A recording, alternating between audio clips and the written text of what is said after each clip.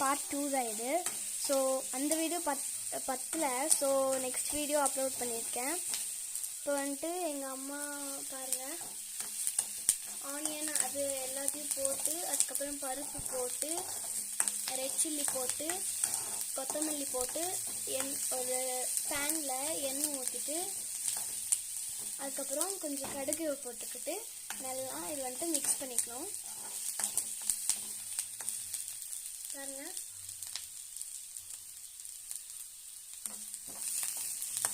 இப்போ வந்துட்டு குக்கரில் வேக வச்சா அந்த பீட்ரூட் வந்துட்டு இப்போ எடுத்துக்கலாம். விசில் வரல. ஸோ இந்த விசில் வந்துட்டு நாங்கள் எடுத்துகிட்டு குக்கர் ஓப்பன் பண்ணிக்கலாம். பாருங்கள் எப்படி சூப்பராக வெந்து வந்திருக்குன்னு. ஸோ இதை வந்துட்டு நம்ம அந்த பேனில் வந்துட்டு அந்த கொத்தமல்லி ஆனியன் எல்லாம் போட்டோம் இல்லையா, அது கூட இது வந்துட்டு போட்டுக்கலாம்.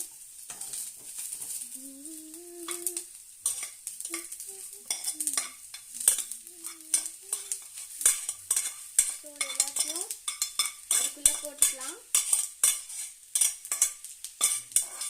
அவ்வளோதான், எங்கள் அம்மா போட்டுட்டாங்க. ஸோ இப்போ வந்துட்டு நெக்ஸ்ட் ப்ராசஸ் என்ன அப்படின்னா, இது எல்லாத்தையும் வந்துட்டு நல்லா மிக்ஸ் பண்ணணும்.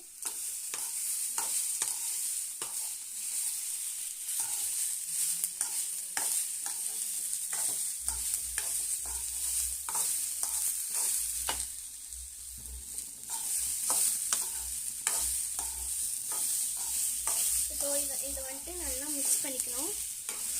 கைஸ், மறக்காமல் கொஞ்சம் உப்பையும் போட்டுக்கோங்க. ஐ மீன் சால்ட்டையும் போட்டுக்கோங்க. சால்ட் போட்டுட்டு உங்களுக்கு தேவையான அளவுக்கு வந்துட்டு சால்ட் போட்டுக்கலாம். வந்துட்டு நல்லா மிக்ஸ் பண்ணிக்கலாம்.